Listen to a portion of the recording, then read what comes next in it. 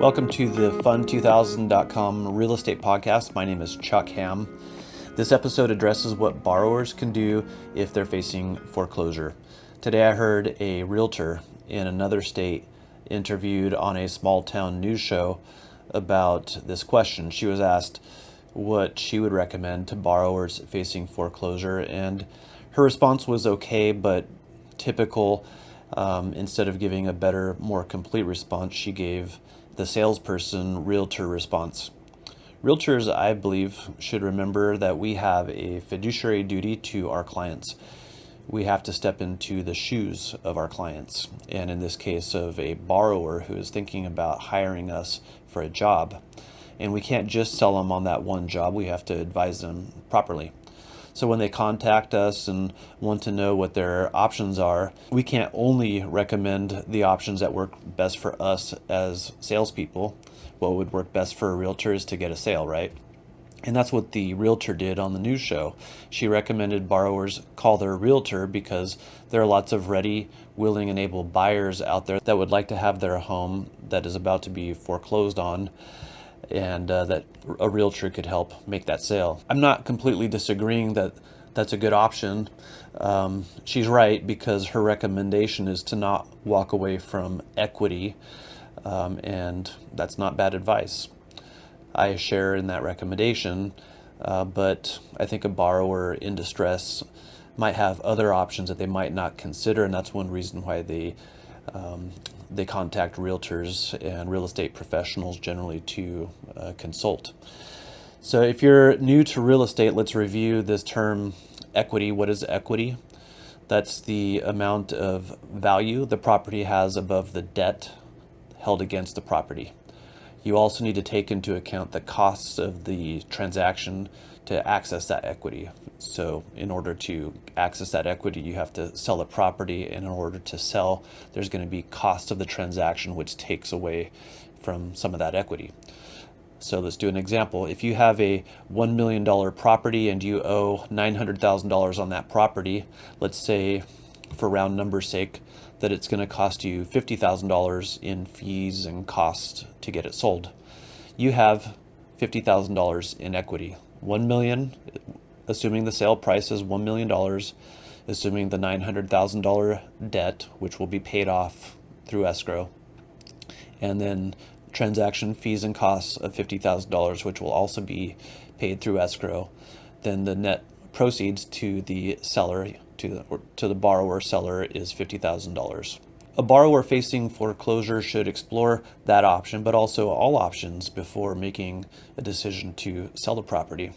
First, the borrower should know most lenders have really attractive default workout programs. You can cure the default, and sometimes they make it very attractive to do that. Usually, the lenders won't offer workout programs unless you have missed enough payments, probably 2 or 3 payments, and then they'll know that the borrower is really in distress because you're already taking a credit hit as a borrower if you've missed payments.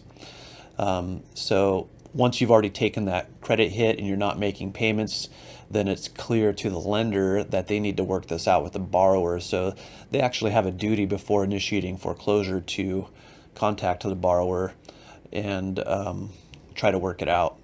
But not only do they do that, they're doing really well, because after the 2008-2009 real estate downturn, they got really used to these workout programs, and now I would say the programs are pretty attractive to a borrower who is in distress. We'll talk about a couple of those options that most lenders offer.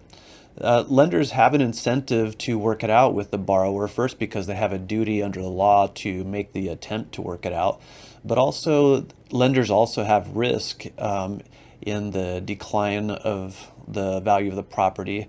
There's also risk with a vacant property. They don't want the borrower, owner, occupant, or anybody, they don't want a vacant property because that will also end up costing them money. The value of the property could decline. So lenders offer things like loan modifications, and one of the loan modification programs that we see the most is called the deed in lieu of foreclosure. So in lieu of foreclosure, you, as the borrower, would promise to repay the missed payments. It's the most common program that lenders use to help work out a default with a borrower. A lot of borrowers are getting into those kinds of programs post-COVID, so we're seeing a lot of borrowers in all kinds of missed payment situations, not just residential, in which they will accept a deed on top of their existing debt. The deed in lieu of foreclosure doesn't forgive the missed payments. Instead, the lender writes up a second note, which is a contract for the new debt composed of missed payments, for the borrower to agree to pay back the missed payments at a later date or on different terms. The lender will also require that the borrower agree that a default on the repayment of the missed payments is a default on the entire debt, and that the lender can still initiate foreclosure for failure to repay either one of the payment structures. So there are two common options for repayment of these deeds in lieu of foreclosure. One is that the borrower agree to an additional set of payments every single month along with existing payments. The other option is that the missed payments trail after the term of the loan, or in other words, extends the loan by the amount of the payments that were missed. If you're a borrower in distress, possibly missing some payments, and maybe you've already received a notice of default, feel free to contact me and we can go over some of your options. When deciding if the borrower is going to sell the property or try to stay in the property, the borrower should also explore the cost of renting and any other option that they have. Selling the property will yield to the borrower some sale proceeds, hypothetically, which can be put towards rent or even buying a replacement property. Those are the options that should be explored. If rents or replacement properties are too expensive, then that will help you make the decision on whether or not to stay.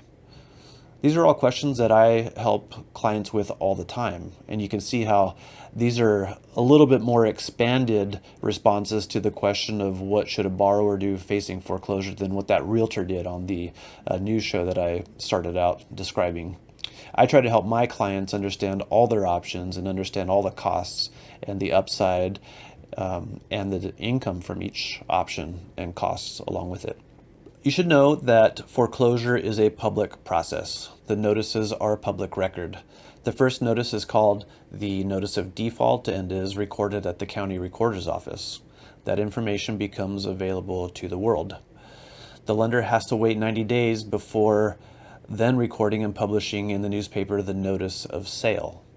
So when you have a default and when the lender records a notice of default, you have a 90-day countdown before the property can be sold. That is California law. It's not going to get sold before that 90 days expires. That's what we call your redemption period.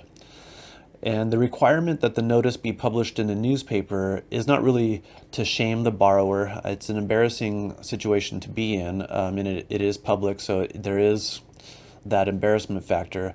But the purpose is to advertise to the world that there will be a sale, for the purpose of putting all the parties on notice and to attract buyers to the sale, to get the most money for the sale, to help recover the debt that was supposed to be paid. There's a new law that affects tenants living in property subject to foreclosure. So let's say you're a tenant and you're renting this property and you find out that it's going into foreclosure. California law now gives you 45 days as a tenant after the sale to match the bid at sale. That's pretty cool because you don't have to go above the bid. You don't have to guess what you can get the property for. You just see if you can get the property for that highest bid, and as a tenant you get preference under the law. So let's say you're a tenant and you want to buy the property you're living in. You first have to satisfy the notice requirement. So after the sale, you have to figure out if you're going to make a bid. Within 15 days of the sale, you have to write to the trustee. That's going to be the person on the notice of sale, or the office address and phone number that's on the notice of sale and also on the notice of default. And you need to express your intent to submit a tenant bid. Then within 45 days, you have to submit the bid. It's a 45-day window of time for that tenant to first make a decision as to whether they're going to bid within that 15 days. And if nobody expresses intent within 15 days, then the trustee can issue the trustee's deed. But if within the 15 days somebody does express intent to submit a bid, then the property remains available to that tenant who expressed intent for 45 days. And just like any other trustee sale, you have to come when you make your bid with funds. And so when you submit your bid within that 45 days, you have to submit the funds with the bid. If you are a borrower facing foreclosure, we have options for you. Contact me, contact my office. I can discuss all the options with you free of charge. We want to help you. Even if we're not going to get paid, we're happy to run through the options for you and discuss it. Also, like I said before, it is an embarrassing subject, even though the notice of default is public record. If you're going through that, let's talk still. It isn't as widely advertised as the notice of sale, and we can help you get your property sold before people really know that you're in default and that there's a foreclosure. It's the people who are really looking for that information that are going to find it, but most of the world is not looking for foreclosure information, so they're not going to know. And we have ways to keep things confidential. Our office uses non-disclosure agreements. We have our own forms. We can also use your forms. We're happy to review them. If you have a confidentiality issue for any reason, not just because of foreclosure, we're happy to sign a non-disclosure agreement. Selling on the market through a realtor like me or my agents at sold2000.com can help you keep more of your money. We want to help you keep your equity. We want you to also save on fees and costs. I was just looking at a property that sold at foreclosure auction in the city where I live, which is Moore Park, just last month. The person that bought the property at auction bought it for a total of $969,000. Now the property will likely sell for over 1.2 million in the next month or two if the new owner decides to put it on the market, and that's even in this declining market. I was looking at the comparable sold properties, which were only from the past few months and no longer than a year, and they were selling for 1.3 and up to 1.4 million dollars. So this unfortunate borrower walked away from over $250,000 in equity, and that's money that this borrower could have benefited from. That $250,000 figure is assuming, let's say, $50,000 of costs in selling. That includes, commissions to the buyer's agent, the costs of paying title and escrow fees, and the other costs that might go with selling a property.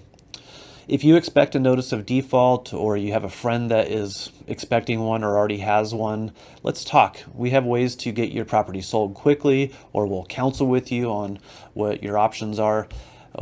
We can help you keep your money and your equity.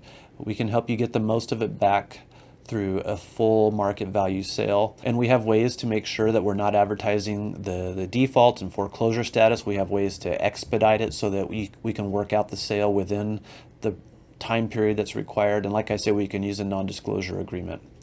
Our in-house lender will be available 24/7 to pre-qualify all buyers independently and reduce your risk with unqualified buyers who sometimes have to back out of real estate transactions. And sometimes they have to back out because of problems that could have foreseen. And that's why it's best to use an office like ours, where we have the lender in-house. In the same office, we are talking about loans and sales all at the same time. If you're a buyer, let us represent you. If you're self-employed, we can help you. If you don't have that typical W-2 job and you have good income, you have bank statements that can show what your income has been for a period of time, maybe 12 months, let's look at that, because we can get you qualified for loans using different programs. If you've ever been rejected or not approved for a loan and there's a house you want, contact our office. Or if you think there might be a house you want and you want to explore all your options, let us know and we'll find a way for you to qualify. Check us out at sold2000.com for our sales side. If you want to go straight to our mortgage website, go to fund2000.com. You can check out interest rates, apply for a loan, and or you can just contact me. Thanks for listening today.